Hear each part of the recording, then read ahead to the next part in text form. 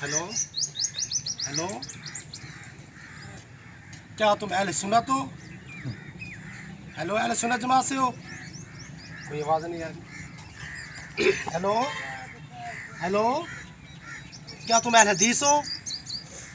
Hello, कोई आवाज़ नहीं आ रही। आवाज़ भी कोई नहीं देता। हेलो हेलो, तुम क्या देवबंदी बोल रहे हो? हेलो हेलो, तुम अहले हदीस हो? हेलो हेलो हेलो, तुम क्या अहले तशरीह बोल रहे हो? हेलो हेलो, चल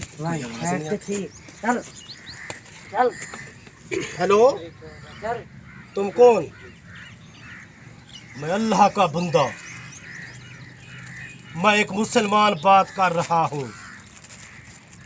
हम सबका एक खुदा, हम सबका एक नबी, हम सबका एक ही कलमा, ला इलाहा इल्लल्लाह मुहम्मद और रसूलुल्लाह। हम सबके एक ही जगह, एक ही मकान, एक ही कफन। वो बात तो आपकी ठीक है।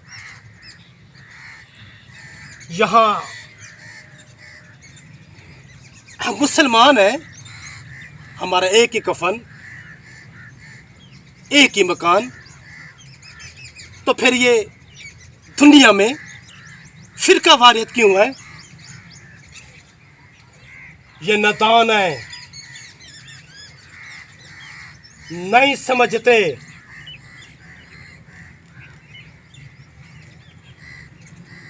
जब क्या नहीं समझते ये लोग? क्यों नहीं समझते? हमसे पूछो, हमसे पूछो।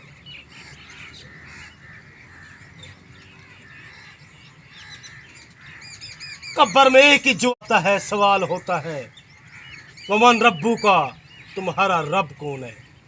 वमन नबियों का, तुम्हारा नबी कौन है?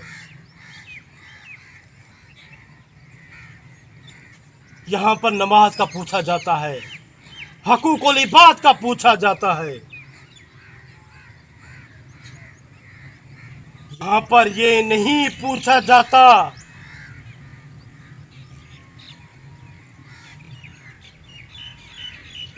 कि तुम शिया हो, तुम सुन्नी हो, तुम वहाबी हो, तुम देवबंद हो।